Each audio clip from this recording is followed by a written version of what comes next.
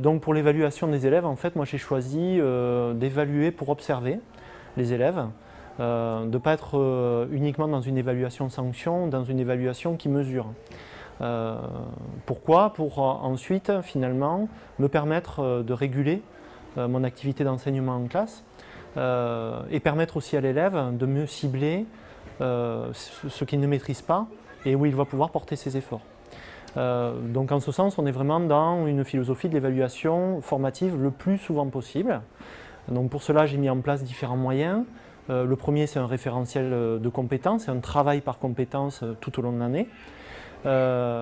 Ensuite, c'est ce qu'on appelle la clarté cognitive, c'est-à-dire que chaque séance et chaque séquence commence par la définition d'objectifs. Donc les élèves vont être au courant de ce sur quoi ils vont être évalués et je laisse aussi à disposition des élèves les évaluations dès le début de la leçon pour qu'ils puissent connaître clairement les capacités sur qu'ils vont travailler et aussi les critères de réussite.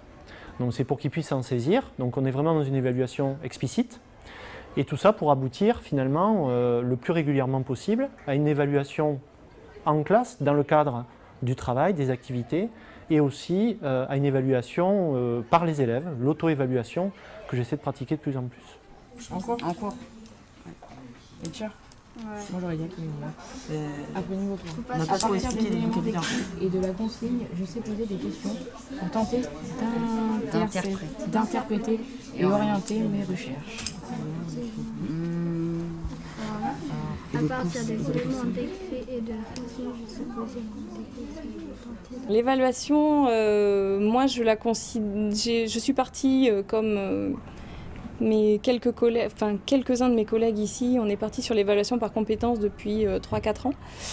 Comme tout le monde, j'ai commencé par évaluer des compétences avec des grilles extrêmement précises et des items extrêmement nombreux et que c'était une vraie usine à gaz et qui était pas gérable.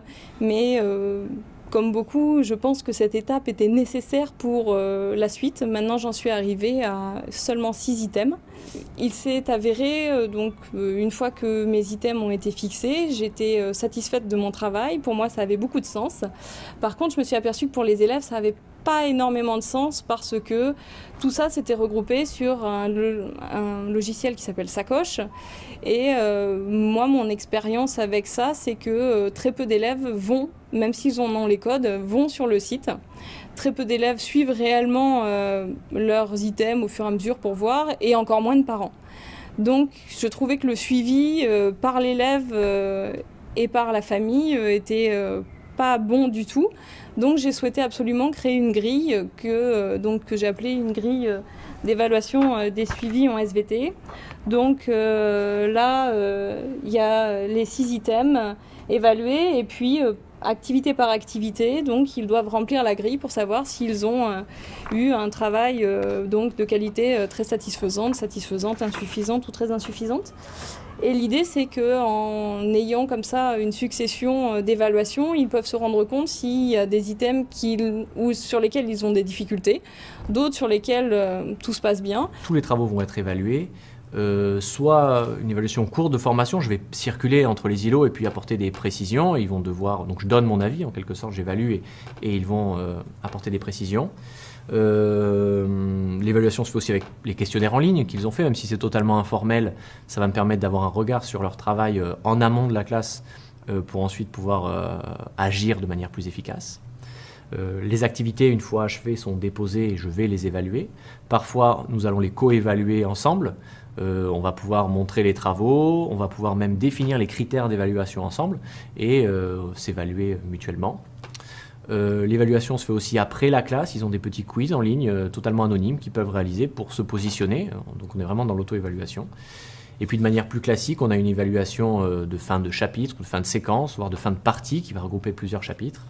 Où là, ils vont être évalués ensemble sur un même temps, sur une même évaluation. Mais dans le cadre d'un contrat de confiance, elle a été déposée en ligne quelques semaines avant sur le blog. Et donc, ils peuvent déjà consulter, s'entraîner, venir la faire en accompagnement éducatif. On va déjà échanger avant, de telle manière que durant ce temps commun d'évaluation, il puisse être le plus efficace possible. Alors cette année, c'est la première année que je le fais, je n'évalue que par compétence, c'est-à-dire sans mettre de notes. J'utilise les compétences du livret personnel de compétences. Pour chaque évaluation, je fais un lien avec 3-4 compétences du livret. Et puis, chaque compétence est évaluée en étant acquise, en voie d'acquisition, à renforcer ou non acquise. Comme ça, les élèves voient bien sur quoi travailler. Seulement, c'est vrai que du coup, les compétences du livret ne sont pas toujours très claires, ni pour les élèves, ni pour les parents, ni pour moi. Donc, je pense que l'année prochaine, je les reformulerai. D'autant qu'en plus, le LPC en tant que tel est voué à disparaître.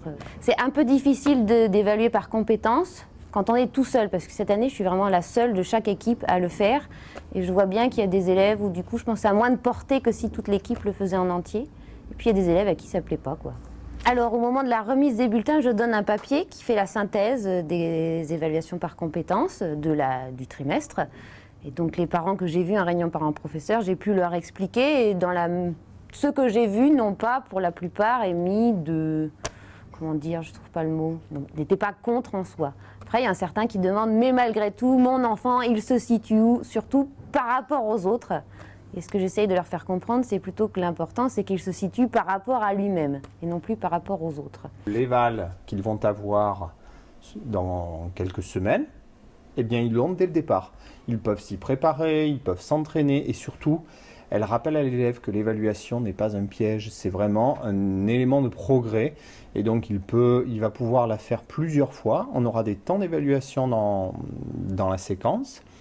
Et à raison de 10 minutes à chaque fois, il va pouvoir progressivement faire son évaluation. Moi, je vais la corriger régulièrement, ce qui fait qu'on va avoir un système d'échange. Il fait une partie de l'éval, je corrige, je la lui rends, et l'objectif est d'améliorer. On est véritablement dans une évaluation pour progresser, pour apprendre. Ça, c'est très très très important, ça plaît plutôt aux élèves en général. Le principe des ceintures est venu à moi parce que ça fait de nombreuses années que je travaille sur la différenciation. Sauf que je travaillais avec 3 niveaux différents, ce que j'ai appelé pas à pas, semi-guidé, autonomie, avec des questions de plus en plus larges. Semi-guidé, on tenait la main de l'élève, je tenais la main de l'élève avec des questions très détaillées qui expliquent bien la démarche.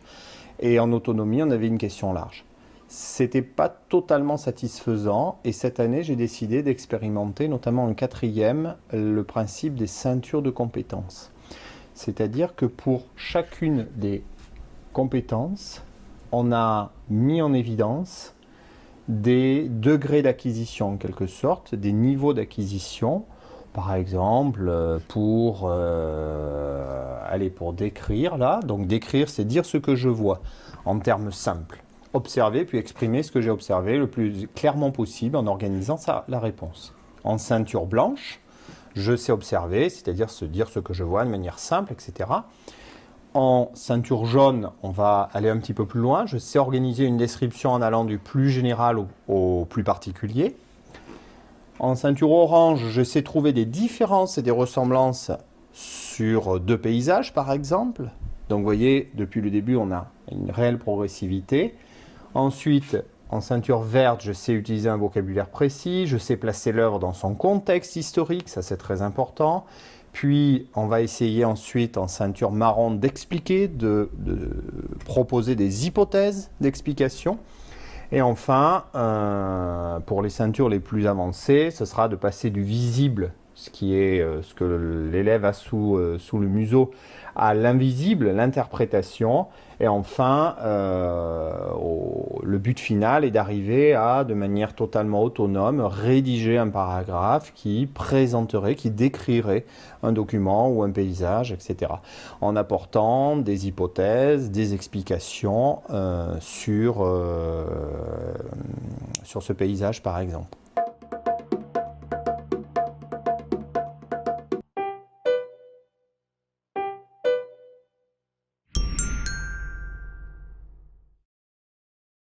C'est surtout l'explicitation de l'évaluation qui me semble être importante. C'est-à-dire, une fois qu'on a distingué ce qu'est l'évaluation de la notation, c'est de se centrer sur l'évaluation comme une appréciation et donc une approche qualitative du travail que fait l'élève. Donc ça suppose plusieurs choses. La première, c'est que l'enseignant, vis-à-vis de l'élève, il doit être clair sur ce qu'il attend de l'élève. Donc il faut qu'effectivement on puisse préciser à l'élève que finalement à l'issue de cette classe de seconde, première ou terminale, il doit être capable de faire un certain nombre de choses. Alors en termes de connaissances, ce sont les programmes, ça c'est pas difficile, il suffit de les suivre si on peut. Évidemment, c'est un travail de tous les instants, mais c'est aussi des capacités et des savoir-faire. La capacité par exemple à argumenter, à problématiser si on fait une dissertation, évidemment à faire un commentaire de tableau statistique. Bon, c'est des choses, c'est des éléments évidemment qui sont très très importants. Donc cette explicitation des compétences à acquérir c'est fondamental parce que finalement l'évaluation bienveillante, ça va reposer principalement sur le fait que l'évaluation va se faire au cours des apprentissages parce qu'elle sert aux apprentissages, elle sert aux élèves à progresser. Donc par exemple, ça peut être une évaluation formative. Les enseignants de SES l'utilisent de manière régulière parce que justement ils ont à faire que les élèves sur le cycle terminal maîtrisent les compétences qui seront évaluées au bac. Donc effectivement, ils ont mis en place, bien souvent les enseignants mettent en place des grilles d'évaluation, donc avec un certain nombre de compétences qui sont listées, avec des degrés d'attente, de réussite qui sont explicités. Et finalement, les élèves savent que si par exemple il y a une note, cette note va être justifiée par un certain nombre par un positionnement sur la grille. Et ainsi, les élèves peuvent, au fur et à mesure des devoirs qui leur sont proposés, savoir si finalement, sur les différentes compétences qui seront évaluées, ils ont été capables de progresser ou s'il y a encore des difficultés. C'est très intéressant parce que finalement, c'est ce genre d'outil qui permet d'avoir un dialogue constructif avec l'élève, qui peuvent donner du sens aussi à la façon dont ils apprennent et ce qu'on attend d'eux après en termes de restitution, de mobilisation de connaissances et de capacité. Ça permet évidemment de faire la différenciation parce qu'on voit très bien qu'il y a certains élèves qui ont besoin peut-être de plus de temps pour progresser dans certains domaines. Et je crois que cette évaluation bienveillante dont je parlais tout à l'heure, elle va être surtout aussi, va porter sens pour l'élève si effectivement elle se concrétise par une évaluation qui peut être formatrice. C'est-à-dire amener l'élève au-delà de l'appropriation des attentes qu'on a et des objectifs qu'il a réalisés, capacité à faire un bilan de ce qu'il est capable de faire, des progrès qu'il a réalisés, etc. C'est très important parce que finalement, si on veut que l'élève progresse, il faut qu'il s'approprie. Donc si on a la possibilité d'encourager l'auto-évaluation, c'est peut-être effectivement le bon moyen que l'élève puisse progresser. Cette démarche, elle suppose évidemment que l'élève ait bien compris ce qu'on attend de lui, et donc il y a un dialogue à établir avec l'élève qui est de ce point de vue-là très très important.